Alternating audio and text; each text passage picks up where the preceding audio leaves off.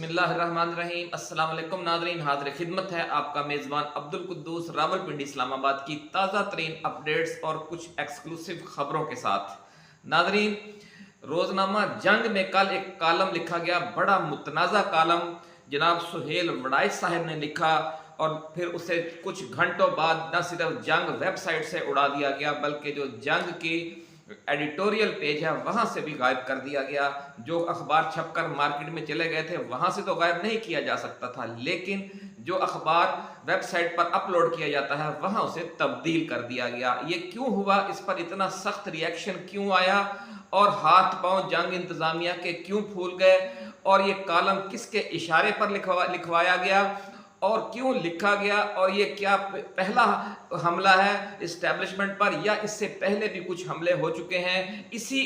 Line of action के साथ ये आज एक्सक्लूसिव वीडियो में हम आपको बताएंगे और वो खबर शेयर करेंगे जो किसी ने भी शेयर नहीं की। वजह उसकी ये है कि चूंकि लोगों के दिल में चोर होता है इसलिए वो असल बात करते हुए घबराते हैं। हमने चूंकि सच्ची और बेलाग लगी लिपटी रखे बगैर बात करनी है, जिसमें हमने किसी की साइड नहीं लेनी, मुनसिफाना अंदाज में एक तज्जिया पेश करना है, इसलिए हमें कोई खौफ नहीं है। क्योंकि हम इसके जो साजिश के अंदर की साजिश है, जो रियासत के अंदर रियासत के खिलाफ एक साजिश के अंदर साजिश हो रही है, वो बहुत दिलचस्प भी है और सनसनीखेज भी। और ये मामला अगर आगे बढ़ता है तो इसका पीटीआई को, इमरान खान को या इस मुल्क के अवाम को क्या फायदा होने जा रहा है, ये सारी तफसील आज हम आपके साथ डिस्कस करेंगे और आपको बताएंगे कि ये खेल कौन खेल रहा है और बड़ी मुस्तकिल मिजाजी के साथ खेल रहा है। बड़ी दिलचस्प नाज़रीन आज की ये वीडियो है, इसलिए आपने इसे एंड तक देखना है। पहले हम इस कालम का मुख्तसर आपको जिक्र करते हैं कि कालम क्या है और क्यों लिखा गया और इसमें कप्तान को क्या वार्निंग दी गई है, ये भी तफसील आज आपके साथ हम शेयर करेंगे। लेकिन उससे पहले हम नए आने वाले दोस्तों से को ये याद दिलाएंगे कि वो इस चैनल को सब्सक्राइब करके बेल आइकन जरूर दबा दें ताकि हमारी जो नई आने वाली ऐसी ही एक्सक्लूसिव वीडियोस हैं वो आपको बर वक्त मिलती रहें और कोई अहम वीडियो जो है वो आप तक पहुंचने से रह ना जाए। नाज़रीन, जो कालम लिखा है सुहेल वड़ाइच साहब ने, उसमें उनसे कुछ गलती ये हो गई है कि उन्होंने जो इस्तेआरे इस्तेमाल किए हैं वो नामुनासिब हैं, जिसकी वजह से लोग समझते हैं कि शायद ये जो नामुनासिब इस्तेआरे हैं मुख्तलिफ शख्सियात के हवाले से, मुख्तलिफ बड़े ओहदों पर मौजूद शख्सियात के हवाले से और सियासतदानों के हवाले से जो इस्तेआरे उन्होंने मुख्तलिफ जंगली जानवरों के नाम के तौर पर इस्तेमाल किए हैं, तो वो उनसे बहुत बड़ी गलती हो गई है। बड़े बड़े खिलाड़ी बाद गलत शाट खेल जाते हैं, बड़े सीनियर उस्ताद सहाफ़ी हैं जनाब सुहेल वड़ाइच साहब, उनसे भी गलती हो सकती है, तो उनसे ये बड़ी गलती हो गई है। इसलिए इन इस्तेआरों के नाम मुनासिब इस्तेआरों के चुनाव की वजह से ये इस कालम को फौरी तौर पर वेबसाइट से हटाना पड़ा। लेकिन हमारे जो ज़राए हैं वो ये कहते हैं कि सिर्फ ये बात नहीं है, क्योंकि बल्कि इस कालम के जरिए एक बहुत बारीक वारदात की गई थी, बारीक साजिश खेली जा रही थी। इसलिए वो साजिश जब बेनकाब होकर सामने आई है तो फिर उन्हें ये कालम हटाना पड़ गया है। इंतजामिया को लामहला उसका फिर दबाव तो आना था। साजिश नाज़रीन क्या हो रही थी वो इस कालम की कुछ तफसीलात आपके गोशगुजार करने के बाद हम बताएंगे कि वो साजिश क्या थी और उस साजिश से पहले जो वारदात की गई वो किन लोगों ने की और वो वारदात करने वालों का और इस कालम लिखने और लिखाने वालों का आपस में क्या ताल्लुक है। बहुत एक्सक्लूसिव नाज़रीन आज आपके लिए हम तफसीलात लेकर आए हैं। इस वक्त कि मुहाज़राई भी है, इत्तेहाद भी है, दोस्ती भी है, दुश्मनी भी है और हर कोई एक दूसरे को शक की नज़रों से देख रहा है और एक दूसरे के खिलाफ बारीक साजिशें भी कर रहा है और एक दूसरे को अपना साथी बनाकर भी रखना चाहता है, एक दूसरे को मजबूर भी कर रहा है, लेकिन उसकी मजबूरी भी बनना चाहता है। बड़ा अजीबोगरीब ये सियासत का खेल है नाज़रीन, आप समझते ही हैं। लेकिन ये दरारें पड़ चुकी हैं, बड़ी बड़ी ये दरारें हैं, फॉल्ट लाइन्स हैं और ये उन्हीं फॉल्ट लाइन्स ही की तर्जुमानी करने वाला ये कालम है, इसीलिए इस पर दबाव आया। नाज़रीन, अपने कालम में उन्होंने पाकिस्तान को ये तशबीह के लिए, पाकिस्तान के लिए जो इस्तेआरा इस्तेमाल किया है वो सुंदरबन के जंगलात का इस्तेआरा इस्तेमाल किया है कि ये जो पाकिस्तान एक मुल्क है वो बुनियादी तौर पर सुंदरबन का एक जंगल है। ये तो कालम में उन्होंने जो सियासतदान हैं उनके लिए घोड़े का इस्तेआरा इस्तेमाल किया है और जो दानिश्वर हजरात हैं उनके लिए बन मांस का, इसी तरह जो वजीर खजाना है मोहम्मद औरंगजेब उनके लिए टोडर मल का। और जो इस्टेब्लिशमेंट है उसके लिए शेर का इस्तिआरा इस्तेमाल किया। तो इस तरह और भी मुख्तलिफ इस्तिआरे इस्तेमाल किए, लेकिन आपने देखा कि ज़्यादातर इस्तिआरे जो है उन्होंने एक मनफी अंदाज वाले इस्तेमाल किए, जिसकी वजह से इस कालम को हटाना पड़ गया। जो अगर आप अच्छे इस्तिआरे इस्तेमाल करें जो जिनमें कोई तज़हीक का या नफरत का पहलू ना हो, तो फिर तो वो इस्तिआरे लोग इंजॉय करते हैं। लेकिन अगर आप उनके ज़रिए कोई ऐसा इमेज देने की कोशिश करें जो मनफी हो, तो फिर आप उसका दिफा करना मुश्किल हो जाता है। तो यही इस दफ़ा जनाब सुहेल वड़ाई साहब के साथ हुआ है। तो उसमें जब उन्होंने कहा कि जो शेर हैं वो जंगल के निज़ाम को खुद बराह रास्त चलाते रहते हैं या चला रहे हैं, और शेरों का ये जो ग्रुप है वो हुकूमत करते हुए खासा तजर्बाकार हो चुका है। साबिक army chief general Qamar Javed Bajwa का भी हवाला दिया है और कहा है कि जो शेरों का साबिक बादशाह था वो बातों का धनी था, लंबी लंबी गुफ्तगू करता था, अपने इर्द गिर्द की दुनिया के बारे में आगाही रखता था, मगर हालात की रौ में बहने की आदत थी। खुद ही एक हुकूमत को लाया और फिर खुद ही उससे मायूस हो गया। वो अपने से पिछले बादशाह को दरशनी कहता था जो सिर्फ शो पीस था। उसे चलाने वाला शेरों का गिरोह उसकी शक्ल दिखाकर अपना एजेंडा पूरा करता था। यहाँ पर नाज़रीन उन्होंने फिर साबिक आर्मी चीफ जनरल राहील शरीफ की समझ लें कि एक तरीके से एक मनफी तस्वीर पेश की है, और ये कहा है कि जो जनरल बाजवा हैं वो ये समझते थे कि जो जनरल राहील शरीफ हैं वो सारे मामलात को खुद हैंडल नहीं कर रहे थे, उनको सिर्फ एक सामने शो पीस के तौर पर रखा गया था, और उनकी ताकत को उनके जो साथी कोर कमांडर्स थे वो इस्तेमाल करते थे जनरल राहील शरीफ की ताकत को। और ये यानी जाहिर करने की कोशिश की है कि जो जनरल राहील शरीफ को कामयाबियां मिली वो उनकी शख्सियत की वजह से या उनकी जो ज़ाती कमान की जो सलाहियतें थी, फितरी सलाहियतें जो तासुर आम है उनके हवाले से कि जो बहुत बड़ा और जुर्रतमंद आर्मी चीफ था, उस तासुर की मनफी करने की कोशिश की गई है। और जनरल बाजवा को ये साबित करने की कोशिश की गई है कि वो बहुत जहांदीदा थे और अपने मामलात को वो खुद कंट्रोल कर रहे थे, यानी चेन ऑफ कमांड उनकी मजबूत थी और उन्होंने खुद हर तमाम मामलात को कंट्रोल किया, जबकि जनरल राहील शरीफ में ये सलाहियत नहीं थी। तो एक तरीके से आप समझ सकते हैं कि चूंकि जो जनरल बाजवा जो हैं वो भी आपको पता है जट बरादरी से ताल्लुक़ रखते हैं, और सुहेल वड़ाई साहब खुद भी जट बरादरी से ताल्लुक़ रखते हैं। तो ये हो सकता है कि उनका जो ताल्लुक़ है वो ज़ाती करीबी हो और इसमें कुछ बरादरीज़म की भी झलक हो कि वो राहील शरीफ के बारे में एक शो पीस का लफ्ज़ इस्तेमाल किया। इस पर भी अब एतराज़ात होने शुरू हो गए हैं कि एक बड़ा जर्नैल था और बड़ा उसने जुर्रतमंदाना पाकिस्तान में ऑपरेशन किए और मुल्क में एक दफ़ा अमन व अमान की बहाली के लिए बड़ा अहम किरदार अदा किया। उनके दौर में पाक फ़ौज ने बहुत कुर्बानियाँ भी दी, लेकिन एक बहुत अच्छा उनका एक तासुर है अवाम में। लेकिन इस कालम के ज़रिए एक समझ लें कि एक मनफी तासुर दिया गया। इस कालम का नाज़रीन जो मरकज़ी ख्याल है वो ये जाहिर करने की कोशिश की गई है कि पाकिस्तान को इस वक्त 3 शख्सियात पाकिस्तान का निज़ाम चला रही हैं और ताकतवर तरीन शख्सियात हैं। उनमें सबसे पहला नाम army chief general Asim Munir का है, और दूसरा नाम ISI के chief lieutenant general Nadeem Ahmed Anjum का है, और तीसरा नाम जो ISI के DGC हैं डायरेक्टर जनरल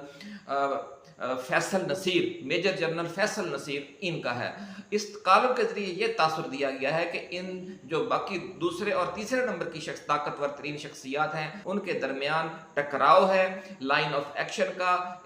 राय का इख्तलाफ राय है मुसलसल, और ये जाहिर करने की कोशिश की गई है कि 2 माह बाद इनमें से एक नहीं रहेगा। यानी एक तरीके से बड़े एक बारीक साजिश के अंदाज में बड़ी बारीक वारदात करके ये एक तासुर दिया गया है अंदर की खबर के हवाले से, इनसाइड स्टोरी के बहुत बड़ी कोई तब्दीली आने वाली है 2 माह के बाद पाकिस्तान का जो पावर कॉरिडोर है उनमें, और जो मौजूदा दूसरे और तीसरे नंबर की जो ताकतवर तरीन शख्सियात हैं उनमें से एक नहीं रहेगा। लेकिन ये इतनी बात नहीं है, ये एक बज़ाहिर यूं कह लें कि एक बड़ा शॉट मारकर उसके अंदर फिर छोटे छोटे सिंगल रन्जें भी ली गई हैं, 2 रन्जें भी ली गई हैं, चौके भी मारे गए हैं। वो ये भी हो सकता है, ये भी मुमकिन है कि असल में ये सब शुगर कोटेड स्टाइल हो, असल कोई और चीज़ बयान करने की ज़रूरत थी, लेकिन एक बड़ा एक समझ लें कि एक सिनारियो बनाकर इधर उधर की बातें करके साथ में वो असल मकसद भी साथ चला दिया जिसके लिए ये सारा कालम लिखा गया होगा। सही चीफ है, उनकी मुस्लिम लीग नून की क़यादत के साथ जो कुर्बत है वो अहम है, और ये तासुर देने की कोशिश की गई है कि इसी कुर्बत की वजह से army chief general Asim Munir वो इस मनसब पर बराजुमान हुए। इसके बाद वो आगे जाकर लिखते हैं कि ये जो दोनों मुशीर हैं वो वफादार तो हैं दोनों आर्मी चीफ के, जिस तरह के चेन ऑफ कमांड के तहत हर ऑफिसर को वफादार होना चाहिए, लेकिन इन दोनों के दरमियान इख्तलाफ राय है शदीद। इस हवाले से पहला जो समझ लें कि DG ISI हैं लेफ्टिनेंट जनरल नदीम अहमद अंजुम, वो ये चाहते हैं कि जो नून लीग की हुकूमत है उसे खुल खेलने की इजाज़त दे दी जाए और फौज एक कदम पीछे हट जाए। जबकि मेजर जनरल फैसल नसीर हैं वो ये चाहते हैं कि जो जिस तरीके से सिस्टम इस वक्त चल रहा है कि जो सारी ताकत का महवर व मरकज़ है वो रावलपिंडी है, वो सारा महवर व मरकज़ रावलपिंडी ही रहे। और जिस तरह से मामला चल रहे हैं समझ लें कि कंट्रोल्ड डेमोक्रेसी है पाकिस्तान में, जिस तरह की मामला इसी तरीके से आगे चलाए जाएं। जबकि जो जो लेफ्टिनेंट जनरल नदीम अहमद अंजुम है ISI के चीफ, वो ये चाहते हैं कि अब जो रावलपिंडी है वो एक कदम पीछे हट जाए और जो इस्लामाबाद है उसको सारा खेल अपने हाथों में लेने दिया जाए, ताकि फिर जो जमहूरियत का खेल है ये किसी अगले मरहले में दाखिल हो सके। लेकिन इसके साथ साथ नाज़रीन कुछ अहम चीज़ें हैं, हमने ये देखना पड़ेगा कि इस कालम में किन किन शख्सियात को टारगेट किया गया है या उनके हवाले से कुछ ऐसी गुफ्तगू की गई है जो मुनासिब नहीं थी, और कौन कौन सी शख्सियात हैं जिनका इस कालम की वजह से जिनको बिलवास्ता या बराह रास्त फ़ायदा हो रहा है। उनमें जो सबसे ज़्यादा शख्सियात मुतासर होती हुई नज़र आ रही हैं, इनमें वो 3 हैं जो तीनों इस्टेब्लिशमेंट की ट्राइका की जो मरकज़ी शख्सियात हैं। सबसे ज़्यादा जो नज़ला उन्होंने गिराया है वो DGC हैं मेजर जनरल फैसल नसीर, उन पर, और उन्होंने मुख्तलिफ तरीक़ों से उनका हवाला भी दिया है। और चूँकि इन जो दोनों शख्सियात हैं लेफ्टिनेंट जनरल नदीम अहमद अंजुम जो ISI चीफ हैं उनका, और मेजर जनरल फैसल नसीर, दोनों का जो उन्होंने इस्तिआरा में जो नाम इस्तेमाल किया है उससे भी ये बात झलकती है कि इन दोनों के हवालों से उनके जो दिलो दिमाग में कोई मस्बत पहलू नहीं था ये कालम लिखते वक्त। हालांकि इससे पहले वो इनके हवाले से बड़ी अच्छी गुफ्तगू भी करते रहे हैं सोहेल वड़ाई साहब मुख्तलिफ मीडिया चैनल्स पर, लेकिन हर कालम का या हर वीलॉग का एक अपना सेटअप होता है, एक अपना ताना बाना होता है, और वो जो पीछे से आपको उस ख़ास मिशन के लिए हिदायत मिली होती हैं वो आप उनको फॉलो कर रहे होते हैं। तो फिर उसी तनाजुर में आप वो नाम सोचते हैं कि इसका क्या इस्तिआरे में इसका नाम क्या लिखा जाए और इनका क्या लिखा जाए। तो यहाँ से आप देखेंगे कि ये 2 शख्सियत टारगेट हैं। तीसरा अहम टारगेट जो है इसमें है जो मोहम्मद औरंगजेब रमदे हैं वजीर ख़जाना, उनका नाम भी जिस तरह उन्होंने टोडर मल लिखा, यानी एक नेगेटिव से अंदाज में एक नाम लेने की कोशिश की गई है। इसी तरीके से इमरान खान के हवाले से भी उन्होंने कुछ ऐसी गुफ्तगू की है जिससे ये साबित करना मकसूद है कि इमरान खान अब ख़त्म हो चुके हैं और उनके लिए अब एक ही रास्ता है कि वो राह रास्त पर आ जाएं और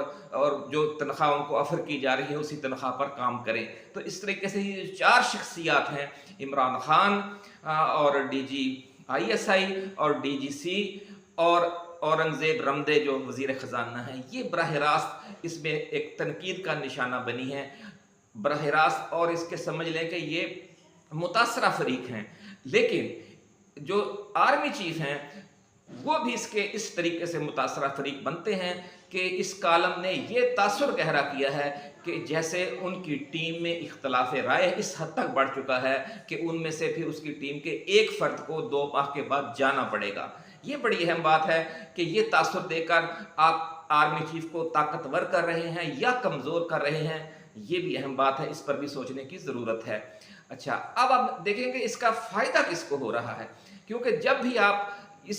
किसी भी चीज़ में आपने मुल्ज़म तलाश करना हो तो सबसे पहला काम ये किया जाता है कि इसका फ़ायदा किसे हो रहा है, या ये काम इससे पहले और कौन लोग करते रहे हैं जो इस कालम में करने की कोशिश की गई है। तो उसमें हम देखते हैं कि जो मुस्लिम लीग नून है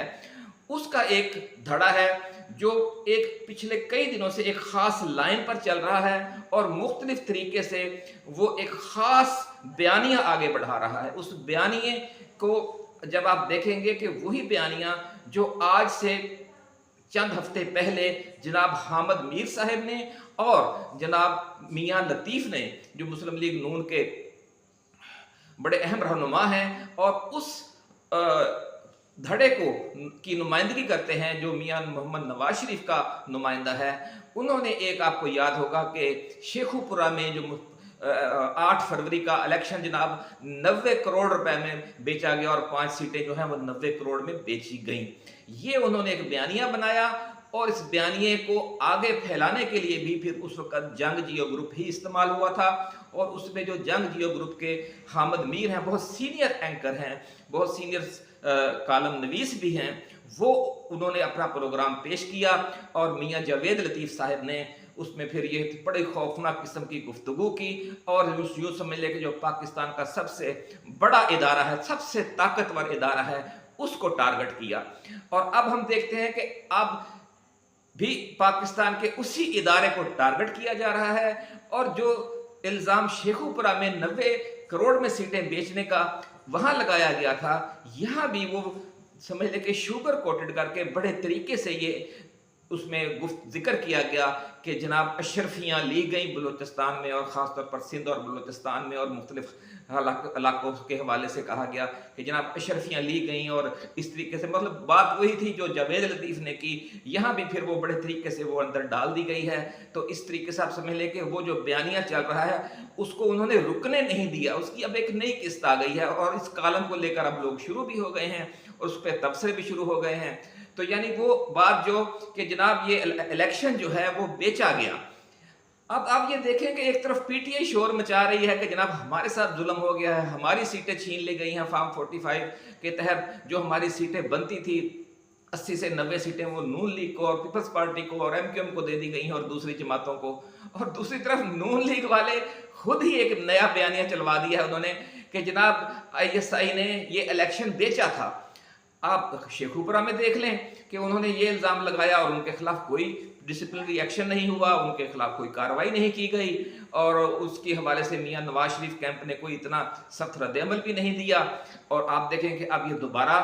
जंग और जियो ग्रुप, पहले भी जंग और जियो ग्रुप इस्तेमाल हो रहा था इस बयानिए को आगे बढ़ाने के लिए और आज कल फिर दोबारा जंग और जियो ग्रुप ही इस बयानिए को लेकर आगे चला है और अपने कालम में उन्होंने जिक्र कर दिया कि जनाब इस तरीके से अशरफियाँ ली गई हैं। यानी ये बिल वास्ता तौर पर आप देख लें कि इस सारे का मकसद दो हैं। एक तो ये है कि जो नून लीग के लोग समझते हैं कि भाई हमारी हुकूमत कुछ कर नहीं रही, तो उनको मुतमिन करने के लिए ये कालम लिखा गया है कि जनाब उधर से हालात ऐसे हैं कि फौज की तरफ से उन्हें गो अहेड का सिग्नल ही नहीं दिया जा रहा। जब तक उन्हें गो अहेड का सिग्नल नहीं दिया जाता या जब तक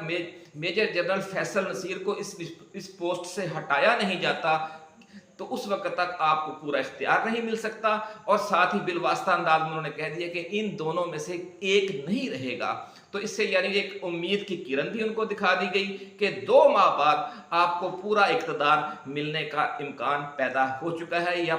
पैदा मौजूद है। तो इस तरीके से आप देखेंगे इसका जो बेनिफिशरी है वो मुस्लिम लीग नून है और उनकी हुकूमत है कि किस तरीके से उनके बयानिए को भी आगे बढ़ाया गया है और उनके लिए एक समझ ले कि ट्रक की एक बत्ती भी खड़ी कर दी गई है कि जनाब आप थोड़ा सा और वेट करें, थोड़ा सब्र करें, काम होने वाला है। अच्छा, ये काम किसने किया, किसके इशारे पर हुआ? तो आप देख लें कि इसमें यही अब नजर आ रहा है कि मियां मोहम्मद नवाज शरीफ का जो कैंप है वो बड़े अरसे से इसी चीज़ में लगा हुआ है, ये एक बयानिया डेवलप करने में कि जनाब जो नशिस्तें हैं वो बेची गई हैं कौमी असम्बली की और इसलिए हमें सादा अक्सरियत भी लेने नहीं दी गई और पीछे से हमारी तनाबें खींची गई हैं। और ये तनाबें खींचने वाला कौन है? वो है मेजर जनरल फैसल नसीर। लेकिन नाज़रीन आप सितम देखें कि एक तरफ मेजर जनरल फैसल नसीर साहब पर पीटीआई भी खफा है कि जनाब हमारे साथ जो ज्यादतियाँ हुई हैं वो मेजर जनरल फैसल नसीर ने की हैं। हालांकि आईएसआई चीफ हैं उन पर भी वो नाराज़ है, लेकिन मेजर जनरल फैसल नसीर का बहुत नाम लिया जाता है। और आप दूसरी तरफ देखें कि नून लीग वाले भी उसी बंदे को टारगेट कर रहे हैं। तो वो यूँ आप समझ सकते हैं कि वो जो कोई भी ओहदेदार होता है किसी भी तंजीम का, किसी भी फोर्स का, किसी भी अदारे का, उसे लामहला अपने जो ओहदा है उसके जो तकाज़े हैं उनको मद्देनजर रखकर चलना होता है। अगर मेजर जनरल फैसल नसीर की जगह पर कोई और मेजर जनरल होते तो उन्हें भी जो इज्तिमाई पॉलिसी है उसी को फॉलो करना था, जो अहकामात मिलते या जो एक लाइन ऑफ एक्शन तय होती उन्होंने उसी को लेकर आगे चलना होता है। तो इस हवाले से किसी एक की ज़ात को टारगेट करना मेरा ख्याल है मुनासिब नहीं है। हमें ये देखना चाहिए कि जो पॉलिसी है वो क्या चल रही है। अगर हुकूमत खुद ही इस तरह के कॉलम लिखवाएगी, दिलचस्प बात यह है कि अगर हुकूमत खुद ही इस तरह के कॉलम लिखवाएगी या इस तरह के बयानिए चलवाएगी, और आप समझते हैं कि जो सहाफ़ियों का लाहौर के और इस्लामाबाद के जो बड़े बड़े सहाफ़ी हैं उनका जो एक ख़ास हल्का अहबाब है, उनमें जनाब हामिद मीर साहब और सुहेल वड़ाई साहब ऐसे चलते हैं हमेशा से। 25-30 सालों से हम देख रहे हैं कि इन्होंने हमेशा इनमें हम आहंगी रही है। जो बयानियाँ जनाब हामिद मीर साहब आगे बढ़ा रहे होते थे, हमने अक्सर देखा है वही बयानियाँ जनाब सुहेल वड़ाई साहब भी आगे बढ़ा रहे होते हैं। जो बयानियाँ जंग के ज़रिए आगे बढ़ाया जा रहा होता है वही बयानियाँ जियो के ज़रिए भी आगे बढ़ाया जा रहा होता है। तो ये जो इलेक्शन बेचे जाने का एक बयानिया बड़े तरीके से मुसलसल, यानी थोड़े वक्फे बाद फिर एक नई किस्त आ जाती है, तो ये बयानिया आप देखेंगे कि मुस्तकिल बुनियादों पर आगे बढ़ाया जा रहा है। इसके पीछे क्या मकासद हैं, या अगले मरहले की ये किसी अगले मरहले की तैयारी है, ये खुदा जाने, या इसके बाद कोई बहुत बड़ा बमशेल इस हवाले से वो फोड़ना चाहते हैं जो ये बयानियां लेकर चल रहे हैं। ये अभी जब कोई ऐसा वाकया पेश आएगा तो उस वक्त अंदाजा होगा। लेकिन हम ये देख रहे हैं कि बड़े तरीके से जिसे हमने तराशा बुत बनाया वही बर्बाद करने पर तुला है। यानी जिन लोगों को हुकूमत दी है ISI ने सारे इलेक्शन को मैनेज करके, अब वही उसी ISI के खिलाफ है और उस पर इल्ज़ाम लगा रहे हैं कि जी उनके जो बड़े बड़े ताकतवर ओहदेदारान हैं, पिछले दिनों जो मियाँ जावेद लतीफ़ ने जो ISI के लाहौर में चीफ हैं उनका नाम ले दिया कि जनाब माल रोड पर जो ऑफिस है उन्होंने ये ऐसे किया है। तो हैरत ये होती है नाज़रीन कि मेरे हाथों से तराशे हुए पत्थर के सनम बुतखाने में भगवान बने बैठे हैं। तो ये जो पत्थर के सनम 8 फरवरी और 9 फरवरी की रात हमारी इस्टेब्लिशमेंट ने तराशे थे, वो अब बुत खाने में भगवान बन के बैठे हुए हैं। और जिन लोगों ने उनको तराशा है, माहिर जो संग तराश हैं, उन्होंने अब उनके खिलाफ इस तरीके से उनकी किरदार कुशी हो रही है, उनके खिलाफ बयानिया को बड़े तरीके से और मुस्तकिल मजाजी से आगे बढ़ाया जा रहा है। वरना होना तो ये चाहिए था कि जो शदीद रद्द-ए-अमल आया मियाँ जावेद लतीफ़ के इंटरव्यू के बाद, और मियाँ जिसमें जो हामिद मीर साहब का उसमें जो किरदार था ख़ास, उस पर जंग और जियो ग्रुप पर भी लाजमी बात है उस वक्त भी प्रेशर आया होगा, और मियाँ जावेद लतीफ़ पर भी आया होगा, नून लीग पर भी आया होगा। उसके बाद ये सिलसिला बंद हो जाना चाहिए था, लेकिन ये सिलसिला बंद नहीं होता और हम देखते हैं कि फिर वही बात घुमा फिर आकर अशरफियों का जिक्र आ जाता है, बलूचिस्तान का जिक्र आ जाता है, सिंध का जिक्र आ जाता है। पहले पंजाब में आप इल्ज़ाम लगा चुके हैं। मकसद है कि पूरे पाकिस्तान में आप ये तासुर दे रहे हैं कि जो इलेक्शन का बड़ा हिस्सा है वो बेचा गया। तो ये सूरत हाल है नाज़रीन, इसलिए हमने मुनासिब समझा कि इस पर आपके लिए बड़ी डिटेल एक वीडियो बनाएं, और ये हमने आपके गोश गुजार कर दी है कि खुद पाकिस्तान मुस्लिम लीग नून की तरफ से 2 माह के बाद हालात बदल जाने की जो नवीद है ये किस लिए दी गई है। ये नून लीग का वो जो ग्रुप है जो ये कह रहा है मुसलसल कि जनाब ये हमारी हुकूमत नहीं है, हालांकि शहबाज शरीफ साहब वज़ीर आज़म हैं और जो भाई हैं मियाँ मोहम्मद नवाज शरीफ साहब के, और मोहतरमा मरियम नवाज शरीफ साहिबा